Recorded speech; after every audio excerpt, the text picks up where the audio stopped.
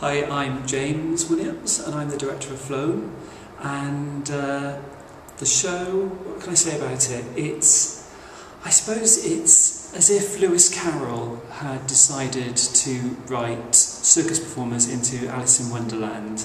It's a really magical, amazing place where everybody can fly.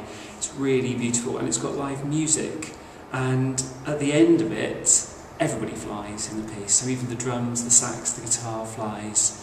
And in the meantime there's really startling things that happen. People go into the air with ironing boards, and people kind of do weird body popping on the floor, and I suppose it's really amazing to work with these circus performers. For me, it's my first circus piece. I've been directing straight theatre and devised theatre for a while, and so to actually realise the actual strength and the kind of the real commitment to their training that these people go through is amazing. I mean, they train every day to be able to get their skills up to such a level.